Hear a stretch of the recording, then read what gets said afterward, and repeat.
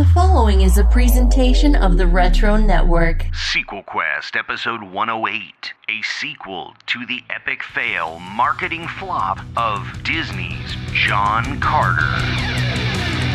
Welcome to SequelQuest, the podcast where Adam, Jeff, and Jeremy invite you on a cinematic journey to create prequels, sequels, and reboots to your favorite movie franchises. Joined by special guests along the way. SequelQuest is go for launch, so let the adventure begin now.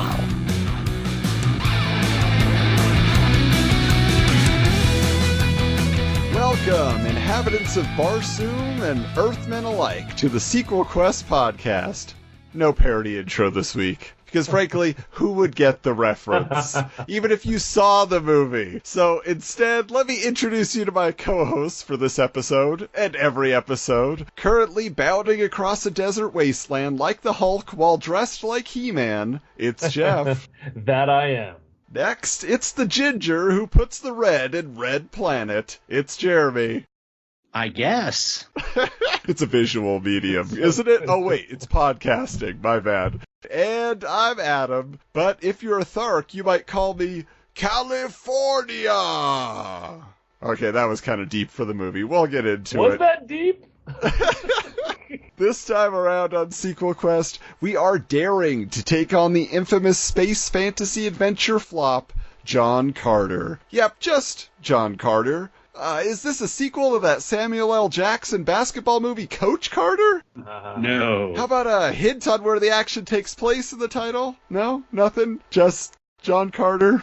Jeremy, we're relying on you. You gotta spill the beans on what this movie is all about. Can you drop a synopsis on us? Synopsis of this movie? Good luck, Jeremy. Yeah, so here is the synopsis for John Carter, maybe in parentheses, of Mars. Captain John Carter was a great warrior when he fought for his cause, the Confederate States of America, during the Civil War. He was really disappointed when the Confederates lost to the Union, but what hurt most was the death of his family, his wife and daughter, to an ungrateful Union troop. From both the Confederates' defeat and more to the point the death of his family, he decides to not give a darn about anything worthwhile on the planet and to only look out for himself. 3 years later, in 1868, while trying to live a normal life by claiming gold for himself, he ran away for safety and encountered Apache Indians in the Arizona Territory. He hid in a cave where he found mystic cave drawings and gold. While there, he was surprised by an appearance of a Thurn, and John kills him. The alien's medallion transports John Carter to Barsoom, aka Mars. He was then taken prisoner by yet another alien race known as the Tharks. He soon escapes and is caught in a great war fought between the red-skinned humans of Helium and Zodanga. Throughout the course of the film, John Carter has to learn the importance of the cause of the people of Helium, fighting for and putting away his selfishness, and fight for the ones he loves and for the freedom of Barsoom. This is how John Carter of Earth became John Carter of Mars, a clone. And yeah, this is a really weird movie. There you go. Wait, hold up. So this whole plot, we're kind of briefly introduced to John, and then he disappears. I must be misremembering this movie, but then there's this kid who's getting these stories. Lawyers. Right. Yeah, lawyers his are involved nephew. here, and it's not the Disney ones that are negotiating with Sony here. Yeah. It's lawyers that are telling him, your uncle has died, and apparently the kid in this movie is Edgar Rice Burroughs, who is the author of this book series. Sort of. Yeah, that's a little stretch. Right, that's how he wrote the books. He wrote the books kind of he wrote himself into the books? Yeah. He was discovering these stories that they weren't made up. That was his writing style. Well, the interesting thing, and it has to be the subtitle or whatever of this entire thing, is that John Carter is one of the historic examples of production hell of all time, where it has literally been nearly 100 years that people have been trying to make this movie. It was actually set to be the first animated full-length feature film that was going to precede Snow White back in the 30s. Back in the 60s, it was going to be a stop-motion claymation thing. Then it was going to be live action in the 80s. and then finally got made in 2012. So that alone, because it's Edgar Rice Burroughs who wrote this, also the guy who invented Tarzan, he wrote 11 different novels about John Carter. And unfortunately, none of us have heard of that today, which I think is the beginning of the problem with this movie. Yeah, just like if you go back and you think about other movies that we've covered, The Shadow, for example, it was the same thing. When that movie came out in the 90s, the character was already 60 years old. He was once the most popular character in literature, and now nobody knew who the Shadow was. In fact, everybody only knew who the Shadow had influenced, Batman and all these other major characters nowadays. Same with John Carter, it's this hugely influential book series for sci-fi, which, is still technically a small audience and a small genre, despite years of Star Wars telling us otherwise. But it's like John Carter is known, not even the casual sci-fi fan may have heard the name, but probably not. It's like, it's only people who are really deep into the history of science fiction fantasy literature that say, oh yeah, John Carter, Princess of Mars. Yeah, I've read that, but not so many. So it's like, it's a character that didn't endure for the reason I think that, Jeff, you mentioned, is if they had made those movies way back when, then there would have been some basis for it to be remade or rebooted or continue. And there was just never anything besides these novels to get the name out there, except for in the 70s, there was a Marvel Comics John Carter, Warlord of Mars series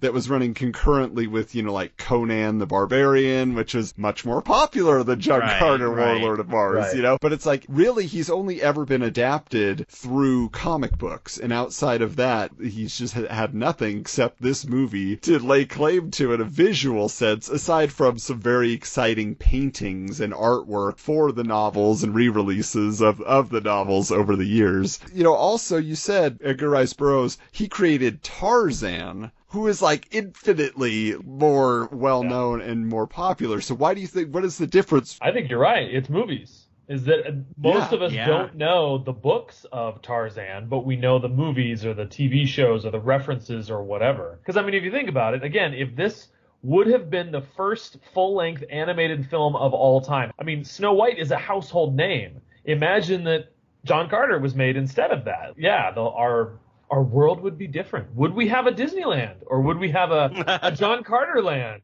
Barsoom land. Mars World. Mars candy bars would have hopped on the bandwagon. They would have been even bigger than they are. But it's interesting too, like you say, Jeff, because it was the studio that was going to make this, full-length animated feature also just didn't believe in it. Like, it was being pitched to them. They're like, nobody's going to go for that. And then shortly thereafter, Flash Gordon appears on the scene and Buck Rogers. And then Flash Gordon gets his serials made, these live-action adventures, and they're hugely popular. So it was like literally just a missed opportunity. They were not forward-thinking. But I think it's interesting as we're going to get more into the production of this movie, but I'm just curious for you guys in terms of having actually seen the film. Is this a film you sought out and were aware of prior to this, other than its reputation? Jeremy, how about you? I didn't watch this until about last year. So, no, I didn't seek it out.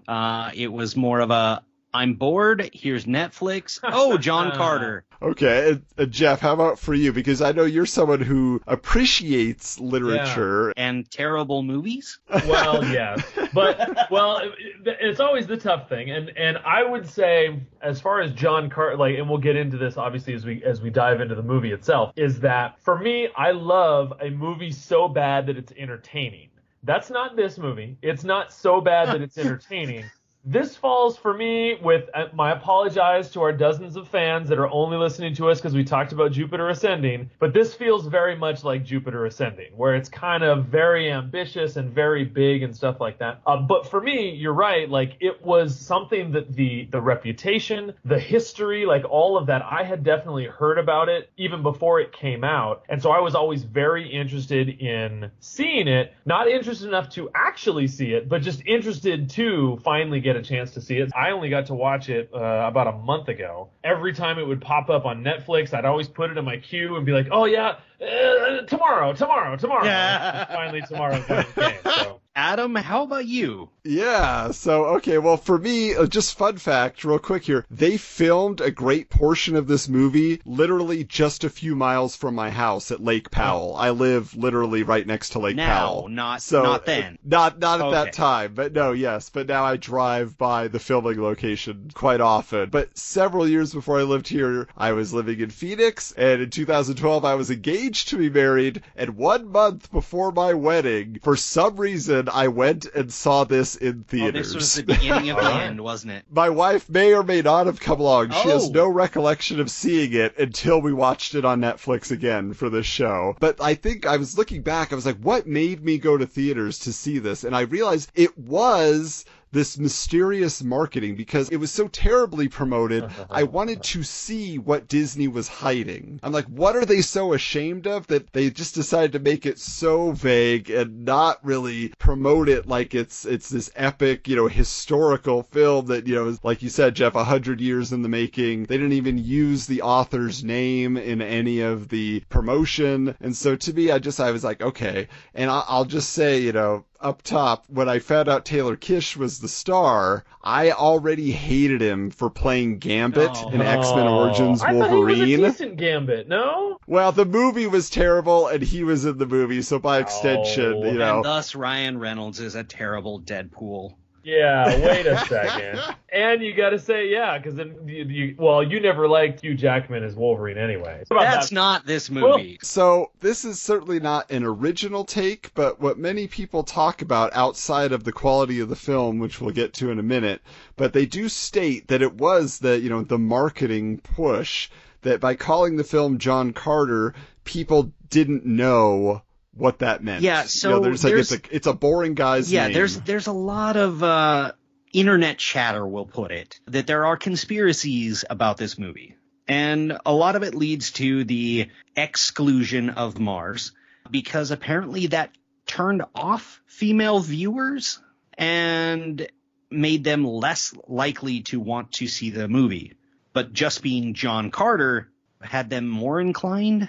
Now, I read a different take, because I was told that the director of this film is Andrew Stanton from Pixar. Yeah. He wrote the first 3 Toy Story films, Monsters, Inc. He directed Finding Nemo and one of Jeff's favorites, Wall-E. So this was his one and likely only foray into live-action feature filmmaking. He does TV here and there before he returned to make Finding Dory. And what I heard from him is, part of his process, because he worked in animation, was he said, look, I'm used to being in a situation where I can change it up to a week before the film is going to theaters. Right. So I want you to plan in the budget for reshoots. And basically, I'm going to probably reshoot the entire movie again, just because I need to make tweaks. I'm going to figure out what works better. And during the second time around, during that reshoot, he started thinking, John Carter of Mars. He's not John Carter of Mars in the movie. It's about him becoming John Carter of Mars. So really, it should just be John Carter, because this is a story about John Carter. They gave him complete freedom on this film. Disney was like, look, you did an amazing job with Wall-E.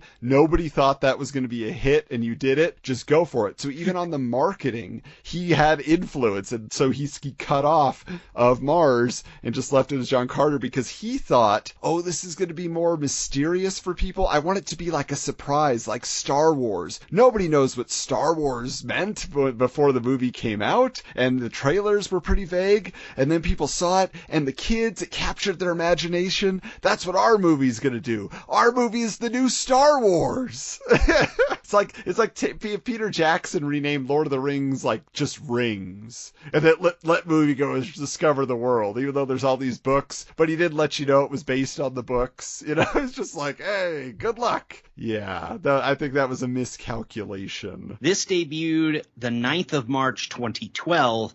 Disney was in talks with Lucasfilm and bought Lucasfilm October 30th.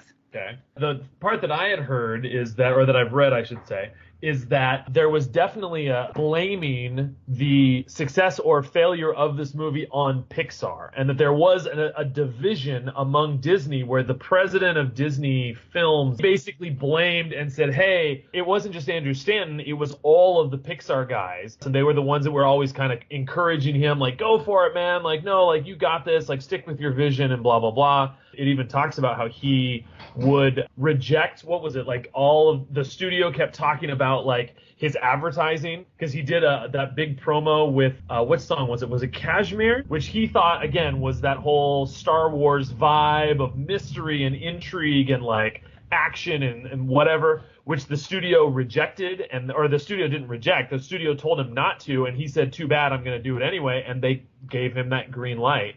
I guess, like, the thing is, when you look at all, like, you know, whatever, the studio politics and the fact that they just kind of had that complete control, and maybe he was a little full of himself and thought he could accomplish all this. I mean, truth be told, the actors and everybody involved in the production, they loved working with Andrew Stanton. Yeah. Like, they were like, we'll come back for a sequel anytime. It's not going to happen because Disney let the rights lapse. They're not interested in it, you know. But, I mean, the truth of the matter is, I mean, the difference between what Stanton did with Wall-E is that Wall-E cost $180 million to make, and it grossed $533 million off of that. John Carter cost $306 million and then earned $284 million, and then you have the marketing budget and everything else. And so Disney claimed a $200 million loss on John Carter. I did see on a list that to date, this is the 8th most expensive movie ever made. Like you said, as far as the box office. We just saw Justice League that was at least $300 million. You've got Infinity War and Endgame that were $550, $600 million between the two of them. Right. Well, of the top 10, like 5 of them are Marvel movies. Like, they don't mess around, and they can, because people, you know, they make a ton of money. So.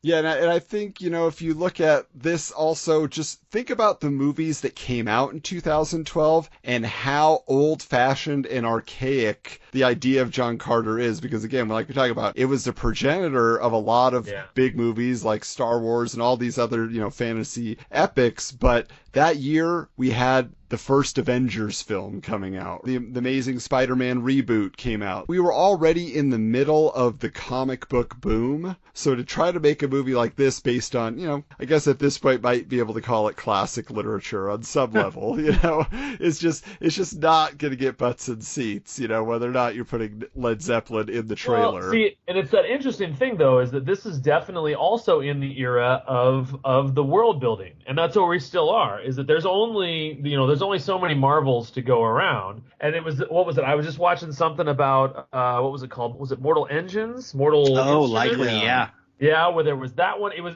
because it's not the success of Marvel that had people interested. It was the success of Hunger Games and Twilight. That was the one they're like, wow, there's really this opportunity for these lesser known. They did Maze Runner and they did Divergent. So they've been trying to find these new worlds to build.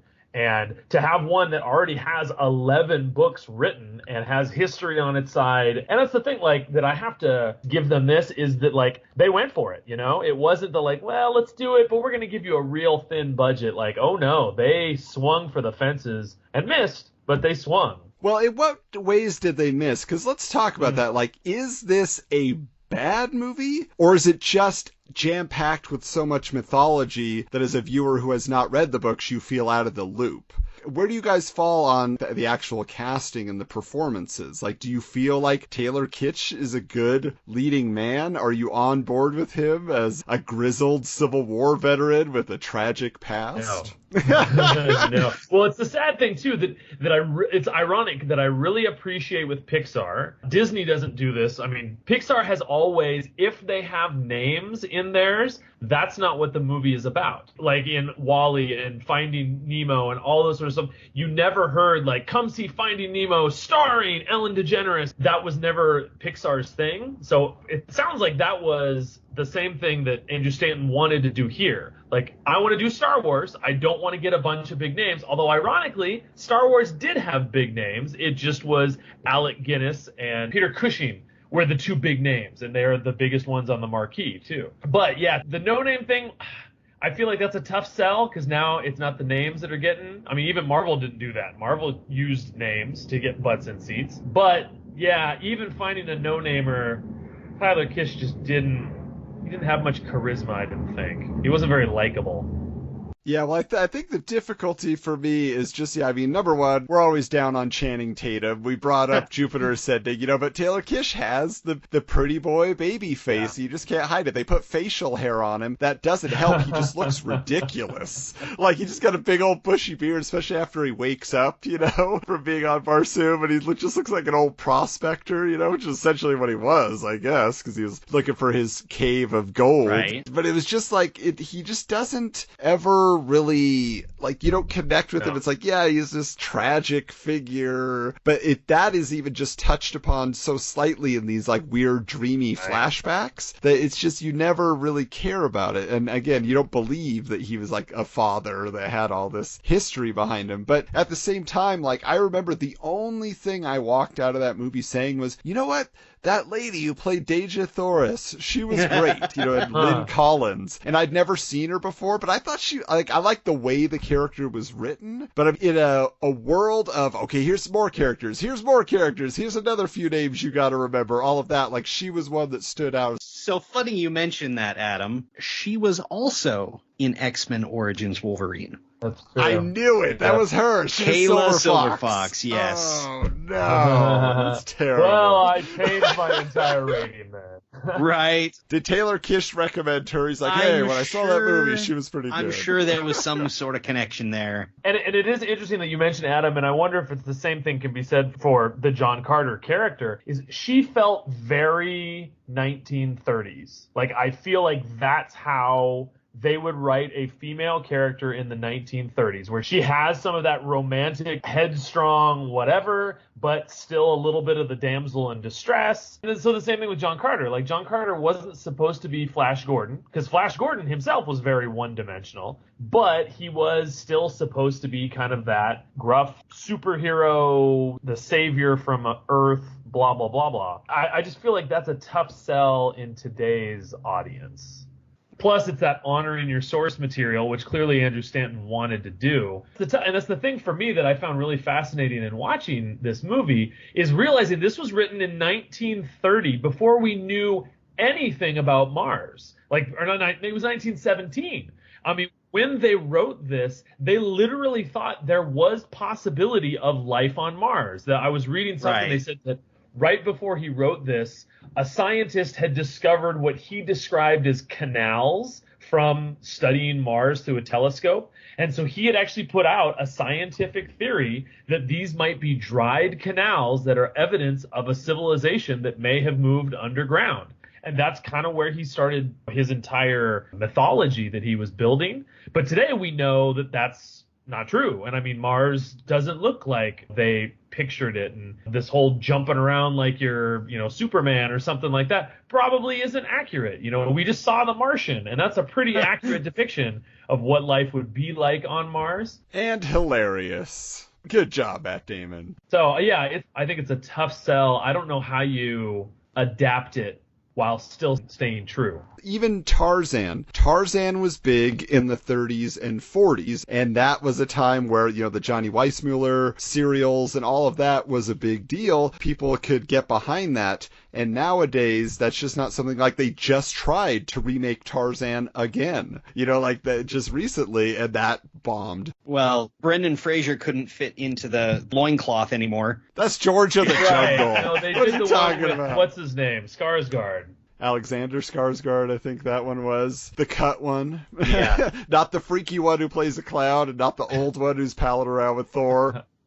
But yes, this almost feels like, in a way, it's if he had done some sort of major transformation. I mean, it's very close to He-Man, like I mentioned up at the top. Yeah. I mean, he's wearing a He-Man costume for what we've come to recognize that as. And yet, I think the last time this type of movie really could have worked was the 80s, like when Schwarzenegger was Conan. That was a huge hit, but that was a time when we would idolize people like that with the great physique. Don't even have to have as much, charisma charisma. They just are this, it's like it's all about the masculinity and how many people can you kill and how deadly are you, and that's what John Carter was back in the day. I mean, from what I understand in the original source material, he was much more like, I get respect through fighting. Like when I defeat somebody, then they respect, and that's what it's all about. And that's not what this movie is about at all. Yeah, and I don't think we get very far with having somebody who was a Confederate soldier as our leading man, who's supposed to be our white savior in this movie. Yeah. I mean, I thought they really downplayed that. Like, they didn't mention that hardly at all. Which, on the flip side, like, that was a lot of the reviews that I've read say, what a waste of Bryan Cranston. Like, Bryan Cranston could have done so much more, and instead he has, like, 2 scenes, steals the show in both of those scenes, and then dies. But yeah, you're right. I mean, you see him, you're like, oh, and even like Mark Strong, who we just saw in Shazam. He's always really a bad guy. Yeah. And it's always a surprise when you go back further and further into movies, and you're like, wait, he was in this? And that's a strong performance. Like, Willem Dafoe, I thought was great. Like, I thought Willem Dafoe as the voice of ours was, as long as you have him just the voice, you can rein in Willem Dafoe. I don't know. I feel like you could have given him some extra arms and painted him green. He's alien enough. Willem Dafoe could do it. Yeah. But do you guys have like a scene like that you feel did work, where you say like, you know what, this was at least a cool moment in kind of the jumbled, confusing story we were trying to follow? I was watching a video, as I was watching, it was about, what was it, like 12 things that did work in John Carter. And then when he started describing, this is the greatest scene I've ever seen in cinema, I'm like, whoa, no. So I had to turn him off at that point. But the one that he did bring up, which I wanted it to be better, but I thought what they did give us was still pretty good, even though the motivation was lacking. But, Marvel has proven we don't need motivation anymore. Was that scene where the 3 of them are escaping, and then the Therns send all of that horde of, like, barbarians after him, and then he turns around and just butchers them all. And as he's fighting, there's these flashbacks to his family. I thought that was, like... that was pretty much the only character development that we really got for him, where all of a sudden we're like kind of putting together why he is how he is. And for me, like, if you really slow it down, it doesn't look great. Like, some of the visuals are kind of like, even for 2012, man, like your money should have bought you a little bit more. But it did work, and I felt like watching it visually, it worked for me. I really enjoyed his relationship with the Tharks. Like, I thought that they had a good dynamic where, they're looking to him as a savior. And again, like, he's supposed to be thinking, I look out for myself. I don't really care about them. But he can't help but get involved, especially in the family dynamic, and realizing, that Sola is Tarz's daughter and all those things. Like, he's kind of putting it all together. So I really liked that. I almost wished that everything with Zidanga and helium and all of that wasn't so much involved. I wish it was more of a Thark-based story. I think I would have gotten more out of it, and then maybe second film get into all the bigger dynamics of these warring kingdoms and things like that. But also, like, Thomas Hayden Church is that really violent Thark, who's always challenging Tars Tarkas, like,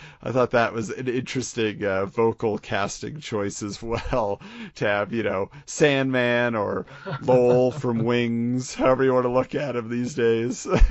Also in George of the Jungle, he was the villain in that. So he's got a very tangential connection to Edgar Rice Burroughs. Jeremy, did you have a particular scene or moment that you think about as you've gone back and watched it? The arena fight with the giant beast, it was very Star Wars Rancor-esque in a way. It's a mix between the Rancor scene and... Yeah, I don't remember which planet it was, but in one of the prequels, right? When they're in the arena there, fight. Yes. Yeah. How many times have we seen these arena fights? And even if you've watched, like, Planet Hulk, the animated film, like, that's what it's all about, these gladiatorial fights and all these things. But technically, John Carter that was done first. And George Lucas was kind of aping that. I mean, even in the whole thing, like they're calling their kings Jedaks, well, Jedak, Jedi. They have these creatures called Banths, George Lucas has Banthas, he's like, oh, just add a few more letters here, take a few away. And, it's all original now, So ultimately, we didn't get a sequel to this film for all the reasons we've already discussed. Can it be remade? Can it be rebooted? Or if there was a sequel, let's just say Disney was feeling crazy and they're like, well, Andrew Stanton's given us like 3 more great Pixar films and he really wants to do this. No, don't ever bring him back. Which I should point out, by the way, because we haven't actually mentioned it specifically, is that post John Carter is that, yes, Andrew Stanton hasn't been directing any movies, but he has directed several episodes of Stranger Things. So that's definitely regained him some cred as far as live action. Okay, we're in charge now. What are we going to do? Jeff, you want to take it away? Sure. Okay. As listeners of the show know, can probably already guess where I'm going to go, because I'm a lover of source material. So apparently the script that Andrew Stanton already had was based on the second book, which is known as The Gods of Mars. And so I'm going to go for it. John Carter of Mars, The Gods of Mars. I'm going to start off with the opening credits being like a Flash Gordon serial style recap of the last movie. So you see all of those things that took place, like Jeremy was talking about, getting transported to Mars, fighting helium and Zodonga and the whole shebang, the Therns. But this time we're going to redo the end of that movie when he gets transported back to Earth. So basically we're going to kind of ignore the fact that he was writing that book and all that sort of stuff like that. So it's going to end with a comic picture of the mansion that then becomes real, and you have a voiceover. This is, I am Captain Jonathan Carter of Mars. 10 years ago, I was ripped from my home, my wife, and my people, and for 10 years, I've been trying to get home. And then as the camera's kind of zooming in on him writing over his paper, crumples the paper, throws it away, looks at this board, and he has all of these different pictures, which we kind of saw in this first movie. But John Carter's looking at this board of all of these maps, expeditions, and excavations and stuff like that. And he's clearly looking for another key or another amulet or whatever it was to get him back to Mars. So as he's kind of panning around, everything ends up pointing towards France. Marne, France is where he believes that there must be a cave there. So he travels to France, goes to Marne, but finds out at this time World War I has actually broken out. So as he's, kind of stuck in the trenches and this whole thing is going on in the Battle of Marne, figures out through kind of whispers and stuff like that there is someone over on the German side that doesn't quite fit there. And he kind of puts the pieces together that figures out that must be a Thern, and they're trying to stop me from getting back to Mars. So they arrange the battle, so he kind of leads this charge across the field so that they can get onto the German side, figures out which one the Thern actually is, and they get into hand-to-hand combat, and in the middle of the fight, he notices that the Thern is actually wearing the amulet. So in the middle of stabbing and fighting and whatever, he reaches out his hand, grabs the amulet, and shouts the chant, and both of them get teleported to Mars. So they're teleported to Mars, they're in the middle of the desert, and then the amulet breaks. So the two of them are stuck together. So of course the first thing they do is they start fighting each other, but they find that with their various talents and skills, they're deadlocked, and then realize after some time has passed, they need to work together to be able to survive. So they form an uneasy truce. They start heading off where they believe civilization might be. Then John Carter finds out, because the Therns can transform themselves to look like, whatever they want to look like, that this Thern is actually female, and her name is Fedor. And Fedor tells John Carter that one of the reasons that the Therns have not wanted him around and have been fighting against him so much is that their beliefs, that their god told them that there's a prophecy that Earth will one day destroy Mars unless the Therns unite the planet. So that's why they've been doing everything that they've been doing, not only to stop John Carter, but also to unite the planet. Their first thought was if they could empower the Zildongas, they could conquer everybody and they would be united that way. So now that's, where they're kind of stuck in the middle of all that. So anyway, as they're traveling together, they find an oasis. Hooray, we found water, we're going to survive. But it turns out it's actually a trap by this race of pirates that call themselves the Firstborn. Fedor reveals that the Firstborn are actually the ancient enemies of the Thurn. So they capture both of them, they take Fedor away, and then they take John Carter before their leader, and they find out that their leader, the person that they worship, Isus, has lived for so long that she has actually propagated herself as a god. So she's that god that the Thurns actually worship. She's also the one that the Firstborn worship, as well as both the Zoldonga and the Heliumites, or whatever they're called. They all worship her, even though she's not actually a god. She just lives a really, really long time. And she's been manipulating all of these to her own whims. So then they end up throwing in Carter in jail. And Tars springs Carter. Then he insists that, no, you've got to take Fedor as well. And Tars, of course, doesn't want to because she's a Thurn and whatever. They do anyway. Spring them, take them back to Helium, which is where John Carter was actually reigning as monarch with Deja. But now it's been united with Zildonga,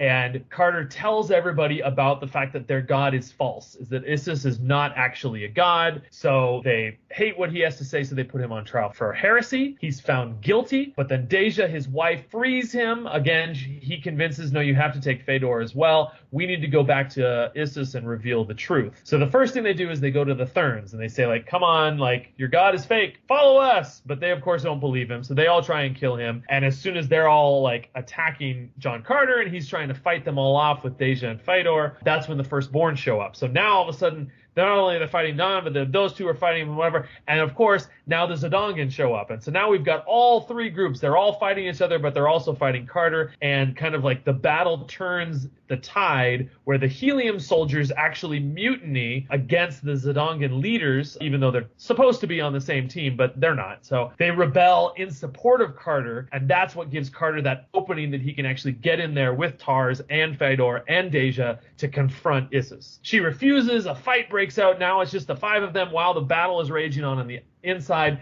Fedor actually ends up taking, I don't know what it would be, a sword, something like that. So she saves Carter, but is gravely injured and then confesses that she loves John. And then that creates awkwardness in front of his wife. But then they do finally defeat Isus. So then Tars and Carter are bringing Isus out to face the armies to show what's really true. But then the room all of a sudden that they were previously in starts to seal. Isus starts laughing and reveals that when she leaves, that room can then only be opened once a year. So John Carter rushes back trying to save the girls, and Deja's just about to escape, but then Fedor grabs her, pulls her back, and is right about to start attacking her or kill her or whatever. As the door closes, the screen goes black, and the credits roll. Wow. Nice. What percentage of that would you say was based on the source material? Like 75%? Well, it's all, other than the beginning. The beginning is basically, because that's actually how the book ends. The first book ends the way that the movie ended.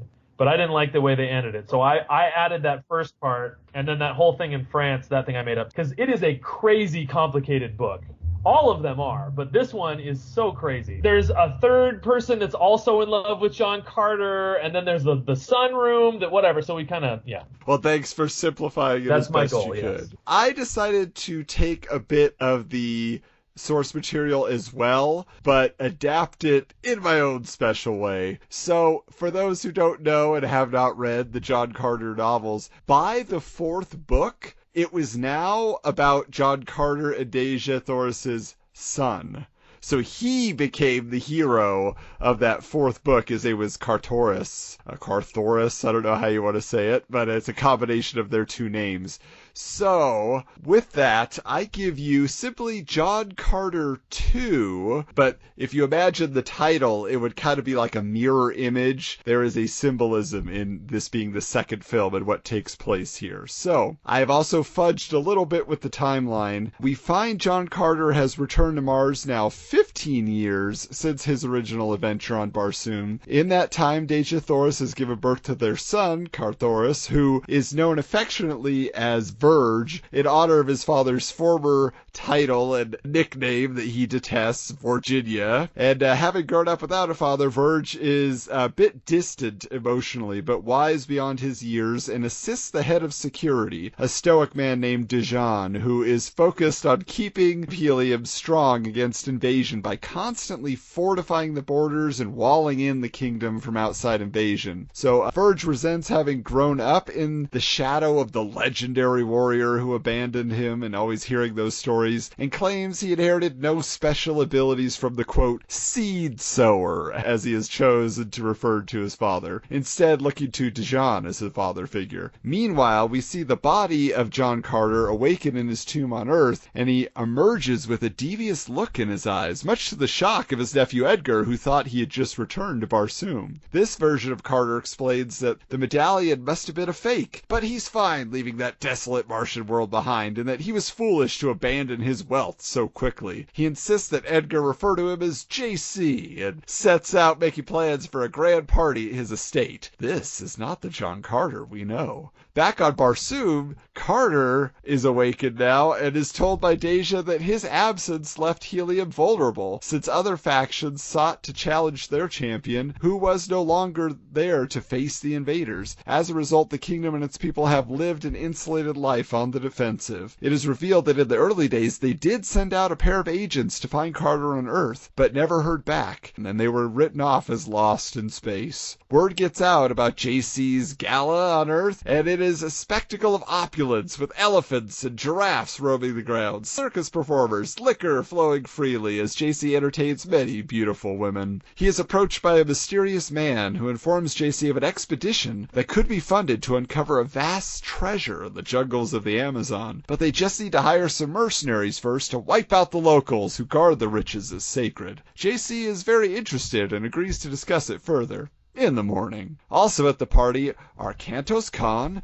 and his assigned partner Moran, who are wearing rags. They are not accustomed to Earth culture, even though they've been looking for John Carter all this time. They were the away team tasked to find him, and they approach Carter as friends from Barsoom, but are instead rebuffed as vagabonds, and JC demands they be thrown out so they do not ruin his night. Edgar meets them outside, having heard the mention of Barsoom, and tells them something is not right. He reveals to them the medallion, wherein they find that it has a fracture, and deduce that it somehow created a mirror image of Carter when his consciousness was attempting to be transferred to Barsoom, and so this version was awakened with the absence of Carter's soul, which was transported with him to Barsoom. So, back in Helium, an attack is underway by a rebellious faction of Tharks, and while Carter offers to go out and try to negotiate with them, Verge instead mercilessly captures them with his perimeter traps and plans to feed them to a pack of banths for their crime.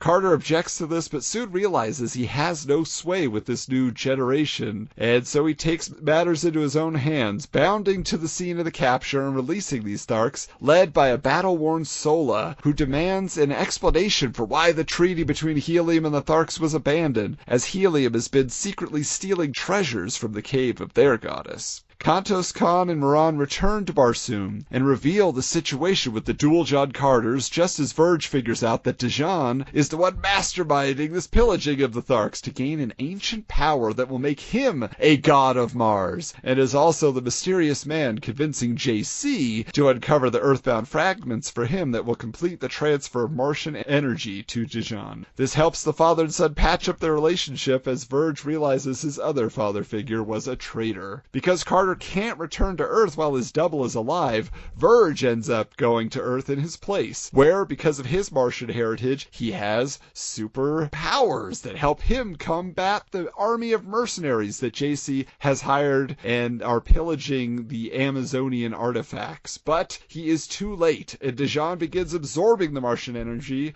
laying waste to Barsoom to reconstruct it in his desired form. But JC comes upon Dijon's body and unknowingly accordingly begins siphoning the energy through the combination of his medallion and the stolen artifacts. Verge battles a newly empowered JC for the artifacts and the medallion, while on Barsoom, the nearly godlike Dijon is being attacked by the combined forces of Helium and the Tharks, though he is weakening due to the siphoning energy through the medallion to JC. Ultimately, Verge has to let JC kill himself, though it would mean his father would have no earthly body to return to, which the Mad with Power twin does as he tries to crush Verge under John Carter's massive stone mausoleum. But in a battle of will, Dijon saps the final bit of energy from JC and he is crushed under its weight. But so is Verge's transport medallion. In the end, Verge saps all the energy from Dijon himself somehow, and artifacts and power returns to Barsoom. There's a lot of stuff going on here, but ultimately Verge ends up returning to Barsoom, attempts to deal a death blow to Dijon himself, but is stopped by Sola of the Tharks, who suggests that the new law of Barsoom should be mercy, peace, and understanding. Verge agrees, and Dijon is imprisoned, as the royal family of Helium is embarking on a mission with Sola to visit all the inhabitants of Barsoom and unite them as a people. And Verge apologizes for allowing Carter's earthly body to die, but Carter says that life on Mars is what he has been seeking. So there you go. Yeah. Just as confusing as the first movie. All right, Jeremy, what do you got? All right, this movie would be narrated or told through the eyes of one of John Carter's closest guards, Voyage, on this tale of great battle against a new, synthetically grown, powerful foes, the Hormods. So opening up, the amoral yet great Thark scientist / doctor, because they're the same thing on Mars, Das Thavis has relocated to a dead city, gone dark with communications, and has been experimenting in growing monstrous synthetic beings called Hormods, humanoids modeled after John Carter. Although he had hoped to build a willful, strong army capable of defeating any other alien armies, he'd only succeeded in creating a handful of them. Their intelligence, though, was unexpected. The smartest amongst the Hormods turned on the Doctor and captured him, forcing him to speed grow a Hormod army with which they could trample the Tharks. The growing process is much too slow, though, because it would take months, if not longer, so the lead Hormod forces their captive to begin transplanting their brains into the bodies of imprisoned normal Martians. When John Carter and Voyage find the Doctor, they are captured and play weak so as to feel out the scenario. Once they meet up with the Doc in imprisonment, they plot against the monsters and abominations by transplanting Voyage's brain into the body of a Hormod named Dur-Dur-Bar. Having some fun with creating those names. No, that's actually from the book. Are you serious? Yeah, no, this guy was really drunk when he made up names. In order to spy on their captors, and his adventures form the bulk of this story while they're quote-unquote imprisoned, and it's a lot of spy missions trying to figure out what's going on. While in this alien, well, it would be alien to him, it would be a foreign body, this bodyguard, Voyage, falls in love with a fellow captive, the red woman Janae of Amour, but his love seems hopeless while his consciousness resides in the body of a monster, particularly after it seems that his original body has been destroyed. This doesn't last long as he teams up with John Carter of Mars and the Doctor, and they foil the evil Hormods, destroying the John Carter-like clones and returning things back to natural order, restoring Voyage back to his rightful body, which had been protected by John Carter and the Doc. So this is based on one of the books? This is based on one of the last books, Synthetic Men of Mars. Yeah, that's what it was, all right. That sounds exactly like what he was meaning. All right, so let's go to the vote. Adam, where does your vote fall? Oh, well, so this is interesting, because I get to basically pick which actual John Carter stories sound like something that I would be into. And I thought it was very interesting, the love triangle that's part of Jeff's story at some point, and all of that. But I mean, I don't think I can deny the appeal of synthetic men and consciousness transplants and a John Carter clone and all of that. I mean, that's a lot of craziness to play in. So I got to vote for Jeremy on this one. All right. Jeff? Well, see, for me, I'm kind of the other way, where I didn't quite see the whole body transfer thing in the first one. And like you said, Adam, with the whole multi-generational thing, I like that. So I'm going to go with Adam. All right. Jeremy. All right. Is this going to be a Mexican standoff here? No, we'll go with Adam's here. Oh, been a while, I feel like. That's exciting.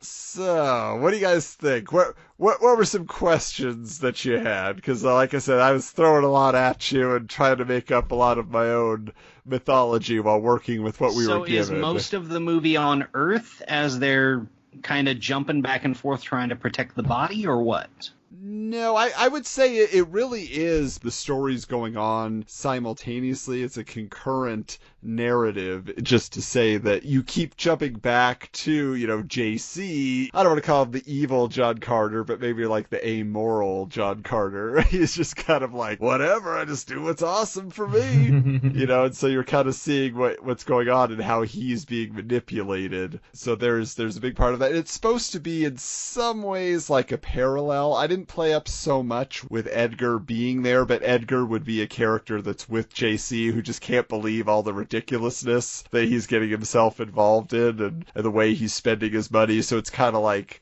he's disappointed in who he thinks is his uncle. Then you got Verge on the Barsoom side, who's, already had years of resentment toward his father. So there's kind of all that going on. So are you talking like present day making this? Or do we need to backtrack 5 years type thing? I think it would actually benefit. Like, if you've seen pictures of Taylor Kitsch these days, he actually is looking his age. He's a lot older than I thought he was. He was now? He was 31 when he made this movie, and it's been 7-8 years by the time it gets made. It'd probably be 10 years. He's in his 40s. So to me, I feel like him playing a father makes more sense now. Like I say, especially if you fudge the timeline a little bit and say it took a little bit longer for him to get his medallion back and all of that. But what did you guys think in terms of this secret, Jafar-like character behind the scenes in Dijon? Yes, he's named after the mustard. What of it? I mean, it's tough because it's like, I guess in the first one they did have the distinct villain. And I think that does stand out. Who did you consider the villain, Sab Fan or the Therns? Well, that's a good point. I would still say that because he was the face of it. Sad fan. Sad fan. Sab fan. Yes. So having a face, because that was the tough thing about the Therns, because he couldn't really fight them or anything like that. And like you said, especially sticking with the concept, you're gonna want a final fight between John Carter and a villain. So. Yeah, and I didn't want to go to the whole, him fighting himself. I didn't want to make John Carter, his evil twin 100%. Yeah. What they were mutated monsters, I was assuming, in your pitch.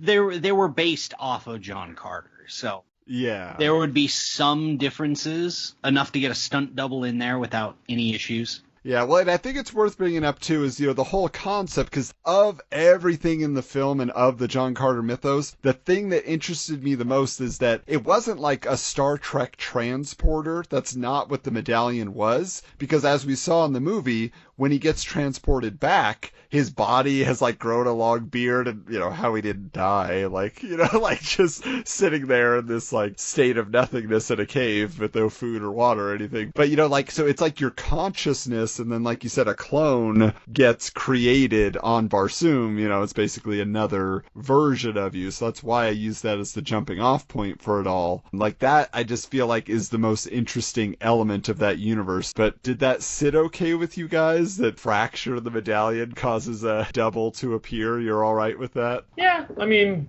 again, who knows how anything works, and in this day and age, people are open to a lot of craziness. And as far as any other characters, is there a type of character missing, or somebody you feel like you would want to have involved in this story? Because it really is like more the story of the reconciliation of a father and a son, so I don't know that like Verge needs, a love interest or anything, probably. Because now, did you say it's going to take place as soon as he gets back to Mars? So he's been gone for 15 years, and that's the movie starting? Okay, because that's that thing, too, that makes me wonder. I thought with the first movie is that it kind of, not that it downplayed it, I couldn't even tell that, at least in the book, he was on Barsoom as, like, married to Deja for, 10 years before that Thurn teleported him back. So if you do that, then it's like you've been married to this woman for a long time and then you disappeared for 15 years. I feel like that reunion and some of the issues are grown apart, or did she remarry or whatever. Yeah, and I definitely considered that with almost making, again, it would be very Jafar, but like Dijon, he's also kind of putting the moves on her, got some type of charisma to him, so she's considered it just for the sake of Verge having a father figure that's official. Because that would be an interesting dynamic. It adds a little bit more for John Carter to deal with, because otherwise he's just there trying to make up with his son.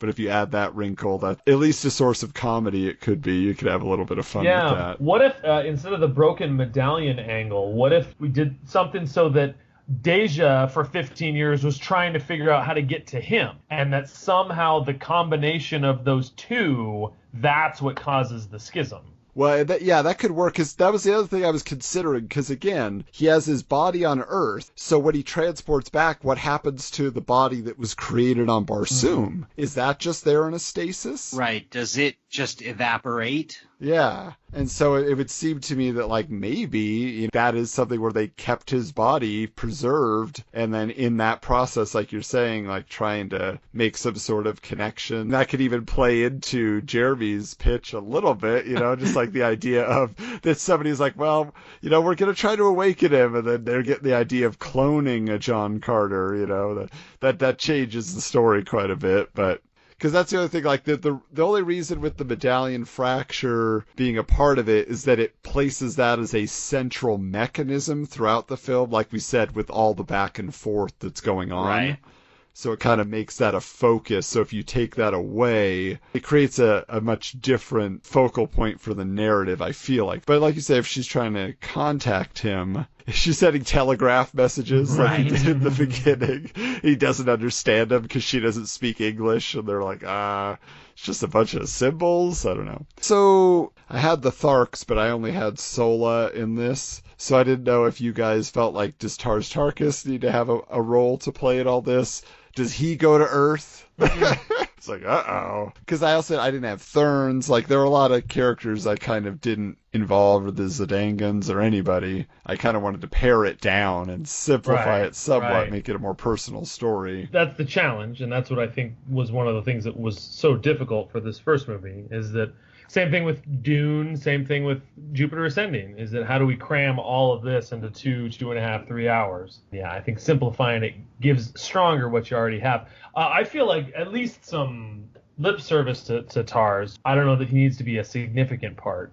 And that's that challenge, too, that I wondered, like you mentioned, is that the problem that this first one had was that it didn't, not that it didn't honor the source material, but people didn't know that. The people that were big fans of the thing. So I do kind of wonder, to honor those big fans, assuming they're out there somewhere, is that Tars is a pretty big thing of the books, it seems. Or maybe he's the one that teaches Verge how to fight or something like that. maybe that's why Verge would be upset about it, like when he learns Dijon has been attacking them and stealing their artifacts and all of that, because he did have a relationship when he was younger with Tars, and they were on good terms with the Tharks, and he was unaware because they've been walling themselves off, which again, in case anybody didn't get it, that was supposed to be like a metaphor for him walling himself off from his emotions and everything about losing his father. It's deep, man. It's deep. Yeah, so I think that could be good, actually, because then at least there's a mention of him, and there's a conversation to be had there, and maybe it's just a little cameo where they reunite and all those things. That'd be great. But yeah, I mean, if you guys don't have any other major quibbles with it,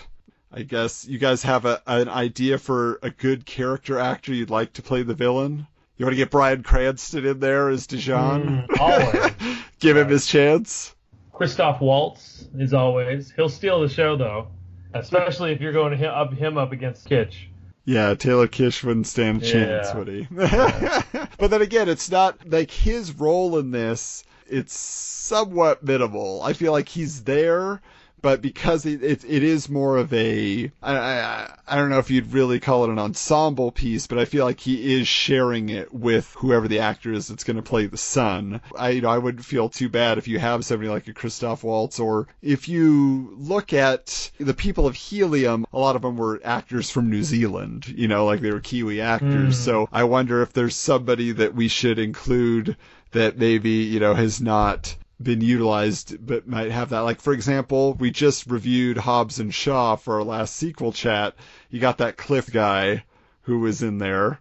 He might, be able to play that role. He's got kind of an intense look to him. I mean, in that movie, he had like braids. He had a whole different look. Cliff Curtis? What do you think? He looked like he could play a bad guy? Sure. Yeah. Yeah, maybe. Yeah, I'm not sold on him, Adam. The Walking Dead, he was. Okay. He's in The Meg, so you can't go wrong, Well, Jason Statham was in that too, so. Oh, Lord. Or the guy who's Boba Fett's dad, who the clones were based off of, whatever his name is. All the Star Wars fans are like, come on! Sorry, Pax. He knows all those names. What about this? We're talking about Tars Tarkas. What if Willem Dafoe, he sort of played an advisor role in Aquaman, but he was a good guy, so maybe he could be the advisor type, but he's just got the sinister look. I mean, you're going to know he's a bad guy, and everyone else around him doesn't see it for some reason, but, the audience does, of course.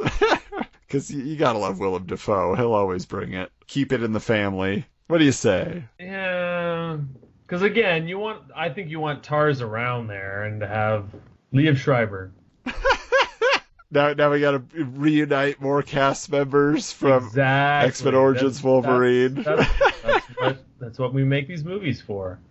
Or a Skarsgård. See, it's all a circle, Jeremy, you're not throwing out any ideas. You're telling us you're not a fan, but who's impressed you lately that you want to see take on a heavy role? I'm still kind of blown because we could definitely transition into a third movie with my pitch. Off of what you brought up there. We're on to casting. We're on to casting. Let it go. What about, we're not going Kiwi though. What about, what's his name that was in Harry Potter and then Wonder Woman? David Thewlis. Thewlis, yeah. Who played the bad guy in Wonder Woman? Because he's generally likable. I don't know, man. Because he was the wolf teacher in Harry Potter, right? Yeah.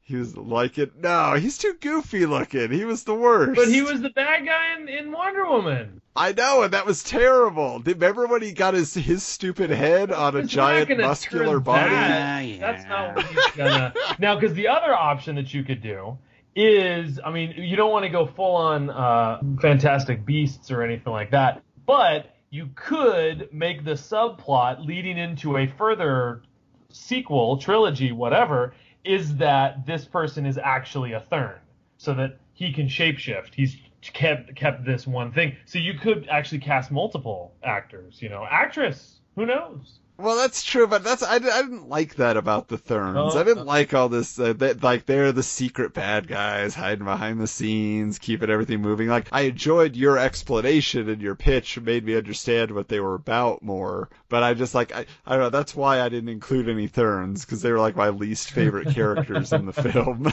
Okay. I was just like, So...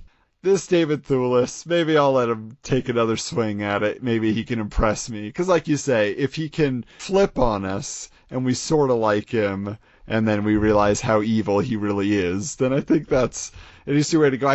My concern, like I said again, is at the end, it's just like when he reveals himself to be Ares in Wonder Woman. Maybe you just don't put his face in there now. He totally transforms. Kind of sticking with that same Harry Potter feel there, the guy who played Lucius Malfoy, Jason Isaacs. Oh, well, no one's going to believe he's a good guy. Come on. Well, he's not blonde. Isaac, he's so horrible. I love him, but he is always a bad guy. Taika Waititi. Let's just throw him in there.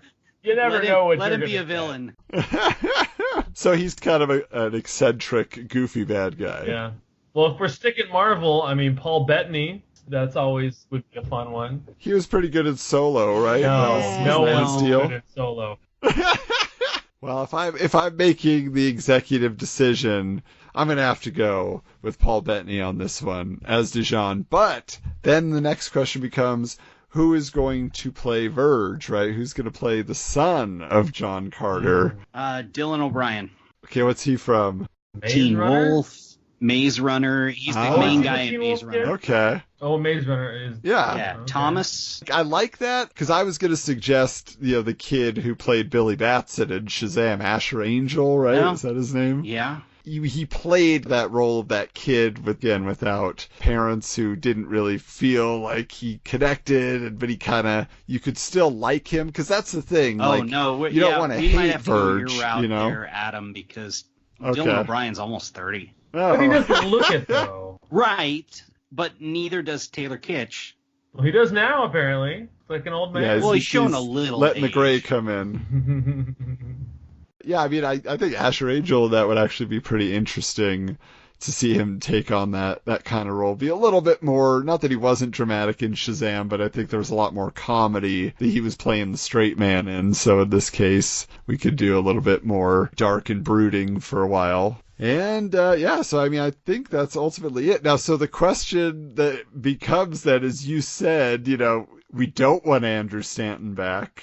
You're not getting have Taylor a director who's helming this. I know, he claimed that was the only way, right? And I mean, I guess we're not, that grounded in reality, that we need to appease our performers. So, I mean, maybe if he likes the script, he loves it. Plus, he gets to play two roles every actor loves to play. Right. Michael Keaton did it in Multiplicity.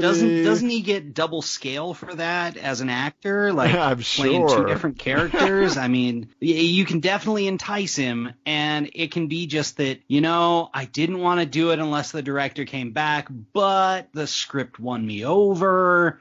They have somebody overlooking it now. Yeah, there's ways to get around that. We got it. For some reason, I don't know if he's 100% right, but the person that I was thinking would maybe let him work in a realm where there's not so much expectation, but Rian Johnson. Because, he got so much blowback from The Last Jedi. It was such a split opinion on that film that I was like, what if he came in and took this one on and gave it something, Yes. It didn't go well for you last time. Here, let's have you remake a flop. Well, that's the point. Right, it can only go up from here. Josh Trank, my friend. Exactly. Just give it to Josh Trank, Can't sink any lower. They should collaborate. They should co-direct. Oh. These promising young directors who had their careers destroyed. I don't know. They were like being touted as these wonderkins, And... apparently he's directing a movie that's in post-production now. Or that other guy, the Jurassic World guy. Okay, he's played with big money before and succeeded. Trevorrow.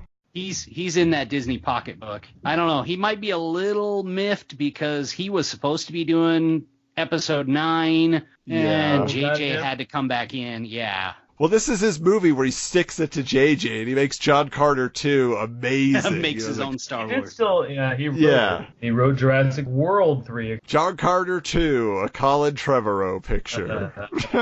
Based on characters created by Edgar Rice Burroughs, but definitely not an Edgar Rice Burroughs story. Right. I will happily take the screenwriting credit for that. People be like, you're ruining John Carter. I'm like, you never cared about John Carter. Don't give me that. All right. Well, there you have it, folks.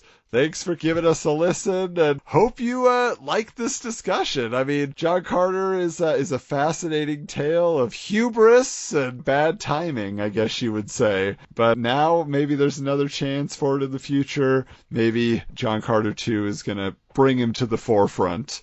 At least people will be down with Verge, you know? Be the Verge Chronicles. So, our sequel chat coming up, we're going to be discussing the newest Rambo film. Yes, Stallone is back. Rambo: Last Blood. What may very well be the final sequel, although maybe he'll just reboot it a different way like he did with the Creed films, but we'll see. We'll see. Yeah, but just stay connected to the Retro Network. There's a lot of fun stuff that's going up there on a regular basis. If you can't get enough of my voice, I show up on quite a few podcasts that I get invited to participate in over there.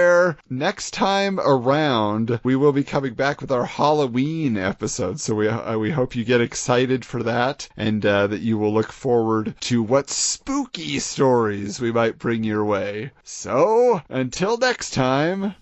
I thought you didn't care. I don't. We thank you for listening to this episode of SequelQuest and invite you to continue the fake movie fun on social media. Submit your ideas for future episodes to sequelquestpod@gmail.com or SQPod on Twitter. The films and characters discussed on SequelQuest are the property of their respective studios and license holders. No copyright infringement is intended. This has been a presentation of the Retro Network.